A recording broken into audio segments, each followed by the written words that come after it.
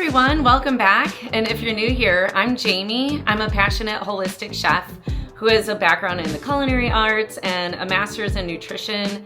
And I really want to help people better their diet and their lives through nutrition and wellness. And today, my purpose was to show you how I meal prep. A few things that I love to have on hand every week as little staples that maybe some people consider snacks, but I consider meal enhancements or little mini meals themselves. What I'm talking about are things like bliss balls, energy balls, and like flax crackers. They're great for enhancing your nutrition. They're superfoods. They're super delicious and healthy. I think you should try some of these recipes and see how they may fit into your life, whether they be snacks or little desserts. You can't go wrong with these. So thanks for watching and let's get started. The first recipe I'm sharing are my Matcha Coconut Energy Bliss Balls, which are slightly sweet and a little earthy tasting.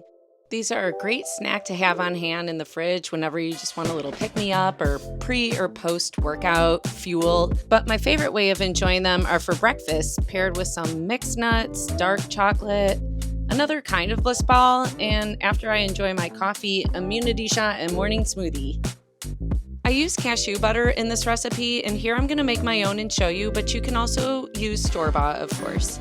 First, I'll soak the cashews in hot water for 10 to 15 minutes, strain and add them to a mixer, and I'll blitz them until they're just slightly chunky and broken down. And be sure to scrape down the sides. And to these 2 cups of cashews, I'll add 1.5 tablespoons of melted coconut oil, a half a teaspoon of vanilla extract, an 1/8 teaspoon of sea salt, and 1 tablespoon of honey. And I love Manuka honey for its extra health benefits. Then just blend it up in the food processor until it's smooth and kind of balls up like so. And be sure to taste for salt just to make sure it's well balanced. So for the balls, I also add hot water to the pitted dates to plump them up, and I just let them sit there while I make the cashew butter. And then to a food processor, I'll add 1.5 cups of almond flour, a half a cup of shredded coconut, 1 tablespoon matcha powder, pinch of salt, the soaked strained dates, 1 teaspoon vanilla, and a half a cup of our cashew butter or the store-bought kind. And then blend, and it might take a few rounds. If you have a bigger food processor, it might not go this way, but I definitely had to stop and stir the mixture a few times. And at this point, I also like to add a little honey and cinnamon. Just be sure to taste for flavor, and if you feel like it needs to be a little sweeter, you can add a little more honey. It's up to you. And once it comes together like a big ball, all uniform in green color, you'll know you're ready for rolling. I think a Melon Baller scooper works best for this, and if you don't have one, I'll link one down below. And then to coat the balls, I love tossing them into this 6 pan that's full of shredded coconut, maybe like a half cup or so, and just give it a good swish around, and that's all there is to it. And then just line it up on a baking sheet and pop it in the fridge or freezer to firm up, and then store the balls in an airtight container in the fridge for up to 1 week or in the freezer for up to 3 months.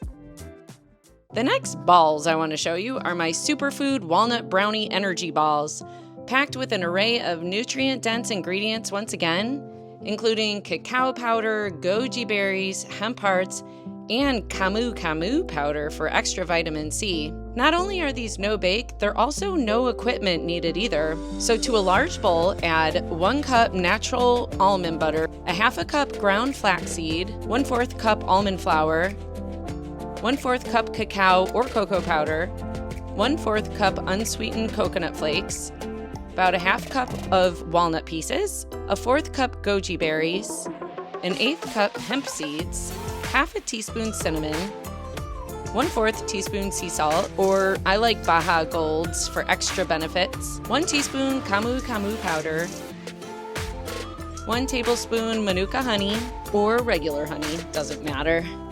And now it's time to stir it all up with a spatula. It takes a little muscle, but you'll only get stronger. I decided to add more flour, opting for coconut flour, but you can also just use more almond flour if needed. I just thought the mixture tasted a little too almond buttery.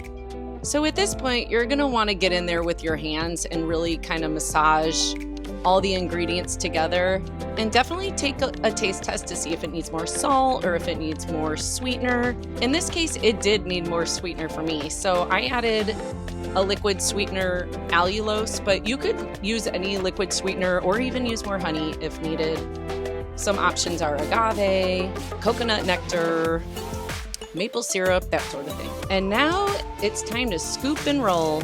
So just like the other balls, you're going to scoop with hopefully a Melon Baller or something similar and roll these into about 1-inch balls. And when you're all done, you can place them in the fridge or freezer. And again, store them in an airtight container for up to a week or in the freezer for up to 3 months. I think you're really going to like these because of the texture inside. Because of the goji berries and the walnut chunks, it's crunchy inside, and so it gives you a little textural mouthfeel. And last but not least, to accommodate the salty and crunchy cravings I have, I'm showing you my easy oven-baked flax crackers that I love enjoying with something like cottage cheese or hummus. So to a large bowl, add 1 cup flax seeds, half a cup sunflower seeds, half a cup pepitas or pumpkin seeds, 2 tablespoons hemp seeds, 2 tablespoons sesame seeds, 2 tablespoons nutritional yeast, 1 tablespoon Italian seasoning, about half a tablespoon of sea salt, and grind some black pepper in there. We'll need to soak these seeds in just boiled hot water.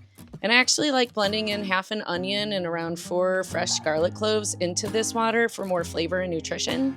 And you can definitely add onion powder and garlic powder and basically any seasoning you want into the mix, and it'll taste great. It's fun to play around with flavors for sure.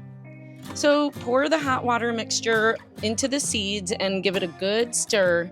And just let this sit here for about 10 to 15 minutes before we spread onto a parchment-lined sheet pan and spray with olive oil and spread that around, and then add the seed mixture and spread that out evenly.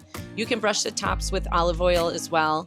And stick it into a 300-degree Fahrenheit oven for about an hour. About 30 minutes into baking, I pulled them out to score them while they were still soft and pliable.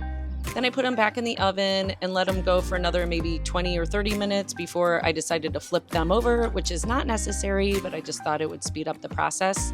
And then maybe another 20 minutes before they were finally crisp enough to come out. In full transparency, these were not as crisp as I wanted them to be, so either maybe next time I'll bake them at 350 for a shorter amount of time. I finished them off in my dehydrator, and I usually only make them in my dehydrator, so there's a little learning curve. But overall, the flavor is there, and I've really been enjoying them with cottage cheese lately for added protein. And I'll even add furikake, am I saying that right? Rice seasoning to the cottage cheese topping, and let me tell you, it's been hitting the spot. So thanks for watching. I hope you try these recipes and let me know in the comments if you do and how they turned out. Thanks.